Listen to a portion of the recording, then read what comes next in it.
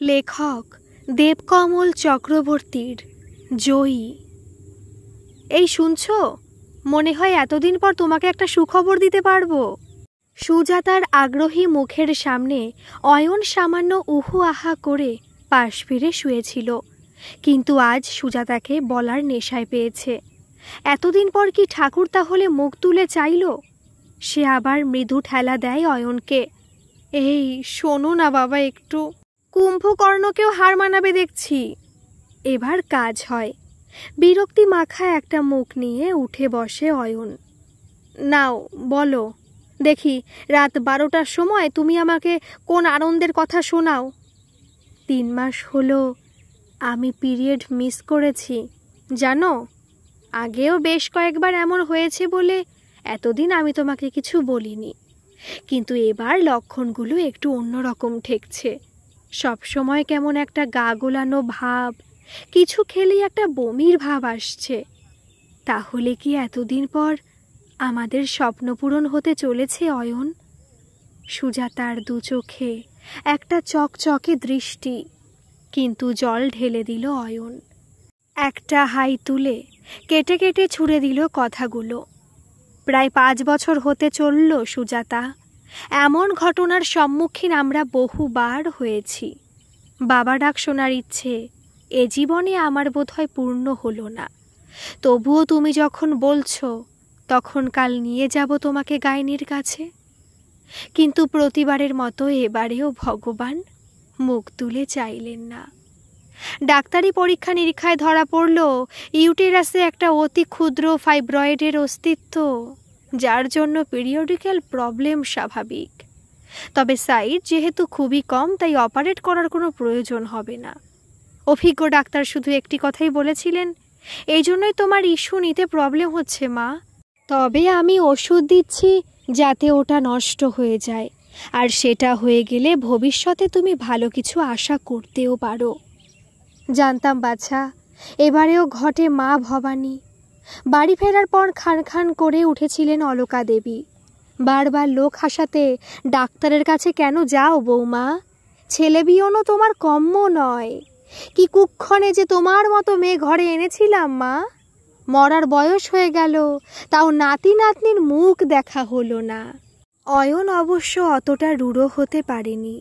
রাতে শোবার ঘরে সুজাতাকে কাছে ডেকে নিয়ে মৃদু স্বরে বলেছিল, বয়স বাড়লে মানুষ একটু খিটখিটে হয়ে যায় সুজাতা।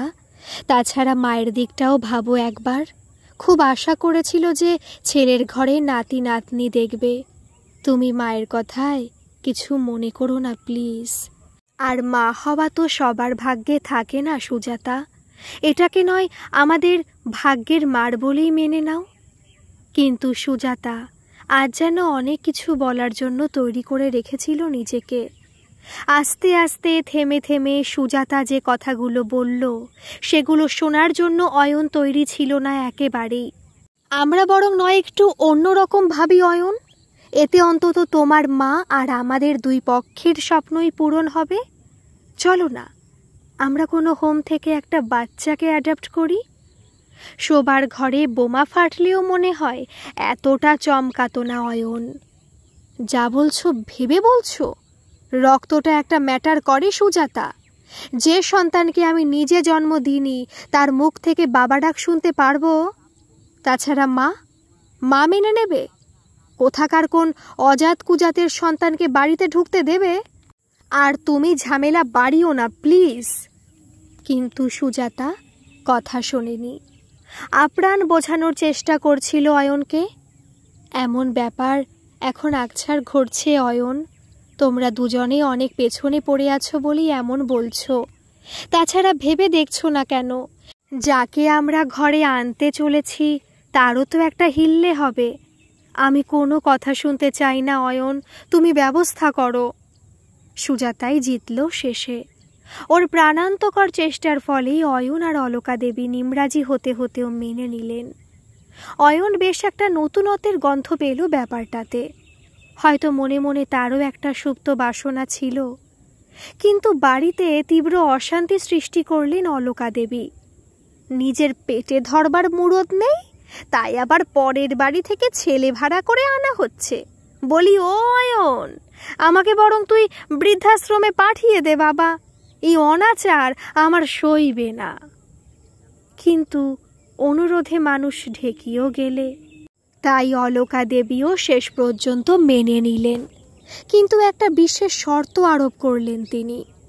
আনছো আনো, কিন্তু যে আসছে সে যেন আমার ঠাকুর ঘরে না ঢোকে, এমনকি আমার ঘরেও যেন কখনো না আসে। মাসখানেকের মধ্যেই অয়ন পুরো ব্যাপারটাকে শেষ করতে পেরেছিল। শিশু নিকেতন হোমের সাথে যোগাযোগ করা হয়েছিল আগেই। শেষ দিকে অয়নের উৎসাহ ছিল দেখার মতো। তারপর নির্দিষ্ট দিনে অয়ন আর সুজাতা দুরু দুরু বুকে হাজির হয়েছিল হোমে।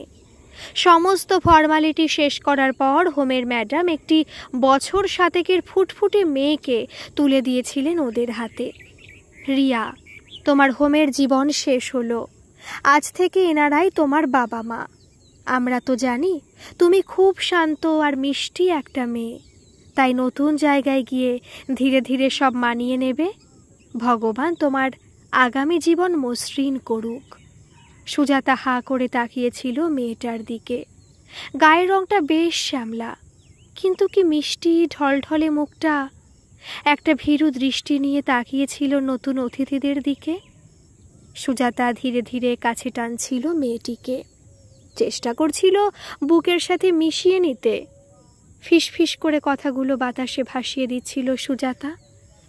আজ থেকে তুই রিয়া নোস, সব কিছু জয় করার জন্যই তুই এসেছিস, তাই আজ থেকে তুই হলি জয়ী।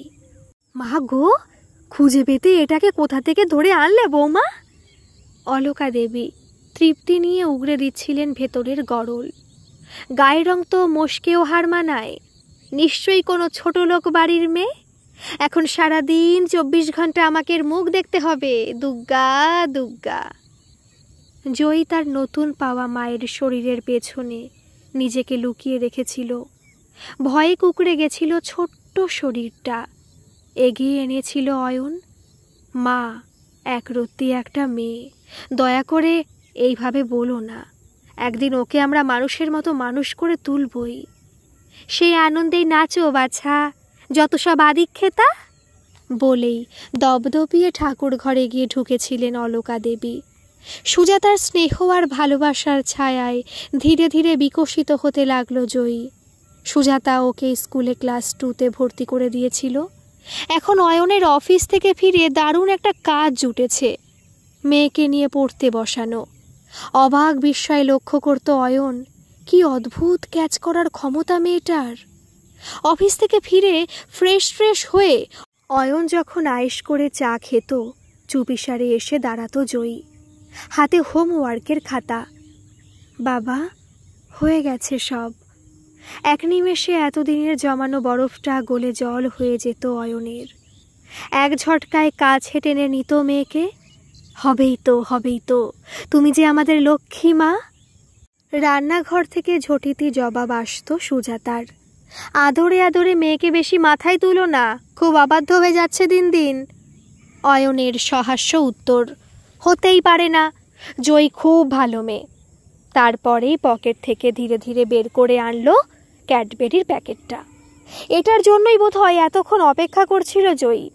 নিমেষে টেনে নিয়ে এক দৌড় লাগায় নিজের ঘরের দিকে।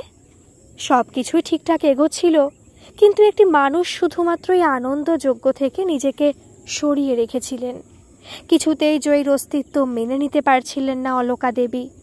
এমনকি খাবার টেবিলে পর্যন্ত বসতেন না অলকা দেবী, জয়ী বসে বলে। একদিনের কথা, প্রতিদিনের মতো সুজাতা জয়ীকে আনতে গেছে স্কুল থেকে। সামনেই স্কুল, কিন্তু তাও সুজাতা রোজ আনতে আসতেই হবে। স্কুল থেকে বেরিয়ে দুজনে টুকটুক করে হেঁটেই বাড়ি ফিরত। মিনিট 3 তো রাস্তা মোটে, কিন্তু আজ হঠাৎ বাজারে কয়েকটা জিনিস নিতে হতো, তাই সুজাতাকে অন্য রাস্তা নিতে হলো। জয়ী, আমার একটু বাজারে কাজ পড়ে গেছে মা, তুমি এইটুকু রাস্তা আজ নিজেই চলে যাও কেমন? রাস্তার পাশে পাশে যাবে, আর গিয়ে ঠাম্মাকে বলবে তোমার খাবার গুছিয়ে দিতে। আমি সব রেডি করে রেখে এসেছি, পারবে তো মা? উত্তরে জয়ীর সেই মিষ্টি হাসি। তুমি চিন্তা করো না মা, আমি ঠিক চলে যাব।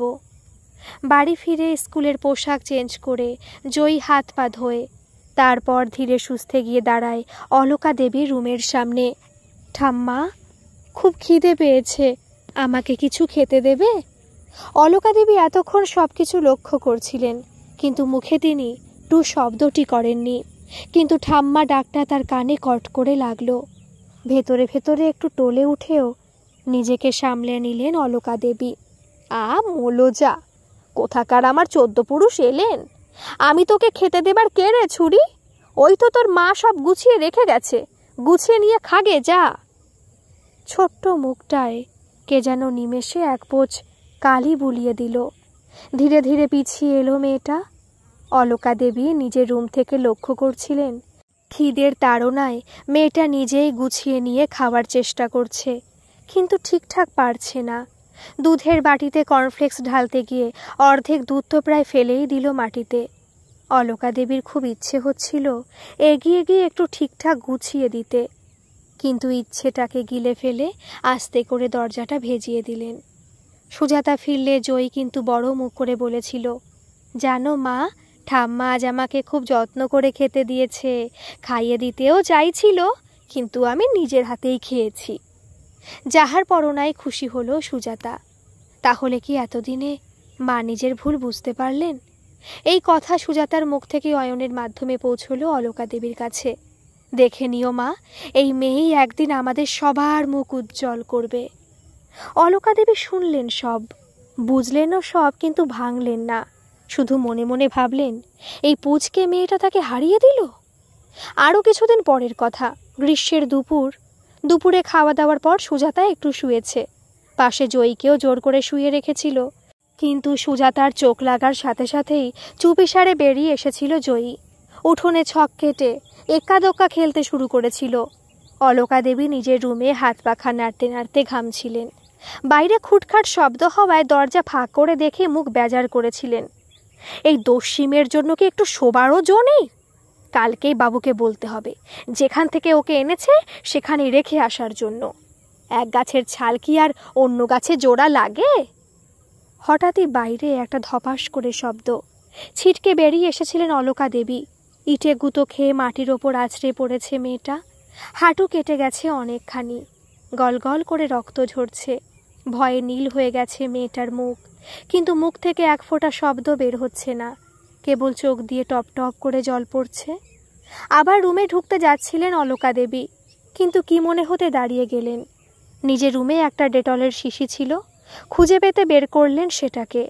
সাথে কিছুটা তুলো উঠোনের ওপর ঠক করে নামিয়ে দিলেন জিনিস দুটো। তারপরেই গলা তুললেন, মাকে বলা হোক এগুলো লাগিয়ে দিতে। কোথাকার কে না কে, তার জন্য আমাকে দুপুরের ঘুম বরবাদ করে ওষুধ খুঁজতে হবে। বলি, ও বৌমা, দেখে যাও তোমার আদরের দুলালি কি কাণ্ড বাঁধিয়েছে। দিন কেটে যাচ্ছিল এইভাবেই। জয়ী আপ্রাণ চেষ্টা করে ওই বৃদ্ধা মানুষটার দিকে এগিয়ে যেতে। সে যখন হোমে ছিল তখন মাঝে মধ্যে টিভিতে কার্টুন চ্যানেলে ঠাকুমার ঝুলি দেখত। সেখানে কি সুন্দর একজন ঠাম্মা সব বাচ্চাদের গল্প শোনাতেন। তারও শিশু মন অমন একজন ঠাম্মা পেয়ে বারবার এগিয়ে যেতে চাইত, কিন্তু প্রতিবারই একটা প্রবল বাধা পেয়ে ফিরিয়ে নিয়ে আসতো তাকে। একদিন খাওয়ার টেবিলে সুজাতা আর জয়ী খেতে বসেছিল। অয়ন অফিসে একটু দূরে নিজের রুমে বসে খাচ্ছিলেন অলকা দেবী। হঠাৎই জয়ী উঠে দাঁড়ালো, ধীর পায়ে এগিয়ে গেল অলকা দেবীর দিকে। ঠাম্মা, ডাক্তার জেঠু তোমাকে নুন খেতে বারণ করেছে না, তাও তুমি এতটা করে নুন খাচ্ছ? ফেলে দাও বলছি। ঝাঁঝিয়ে উঠেছিলেন অলকা দেবী। তোর কি রে ছুরি, বড় এসেছে আমাকে জ্ঞান দিতে, যা গিয়ে নিজে চরকায় তেল দে। মুখ চুন করে ফিরে আসছিল জয়ী। অলকা দেবী মুখ তুলে দেখলেন সব, তারপর আস্তে করে সবার অলক্ষ্যে নুনটা ফেলে দিলেন পাত থেকে। কিন্তু সুখ সইল না সুজাতার কপালে। হঠাৎই সেদিন টিফিনে জয়ী ফিরে এলো স্কুল থেকে, চোখ মুখ লাল, গা বেশ গরম। দুপুরে কিছুই মুখে তুলতে পারল না মেয়েটা।